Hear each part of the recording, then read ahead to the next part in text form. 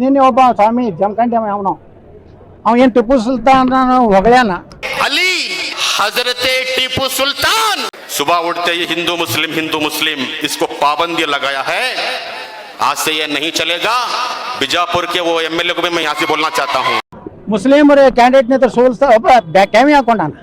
ಇಂಥ ತಗೊಂಡ್ರೆ ಏನು ಅದಾರಲ್ಲ ಅವ್ರ ಮ್ಯಾಗ ಆ್ಯಕ್ಷನ್ ತೊಗೊಲಿಲ್ಲ. ಎಂ ಬಿ ಪಾಟೀಲ್ ಅಂಥವ್ರ ಮ್ಯಾಗ ತಗೋ ದಮ್ಮಿಲ್ಲ. ಕನೇರಿ ಮಠದ ಮ್ಯಾಗೆ ಹಾರಾಡ್ತಾರಲ್ಲ ನಮ್ಮ ಎಂ ಬಿ ಪಾಟೀಲ್ರು, ತಗೋಲಿ ಅವ್ರ ಮ್ಯಾಗ ಕ್ರಮ ತಗೋಲಿ. ಅವ್ರಿಗೂ ಜಿಲ್ಲಾ ನಿರ್ಬಂಧ ಹಾಕ್ಲಿ. ಅವ್ರಿಗೆ ಏನು ನಿಮ್ಮ ಪ್ರಚೋದನಾಕಾರಿ ಭಾಷಣ, ದ್ವೇಷ ಭಾಷಣ ಅನ್ನಲ್ಲ. ಎಸ್ ಈಗಿದ್ದ ಸಂವಿಧಾನದಲ್ಲಿ ಅವಕಾಶ ಇದೆ ದ್ವೇಷ ಭಾಷಣ ಮಾಡಲಿಕ್ಕೆ. ಬಾಬಾ ಸಾಹೇಬ್ ಅಂಬೇಡ್ಕರ್ ಅವಾಗ ಅದಕ್ಕೂ ಎಲ್ಲ ರೀತಿ 5 ವರ್ಷ ಶಿಕ್ಷೆ ಇದೆ ಅದಕ್ಕೂ.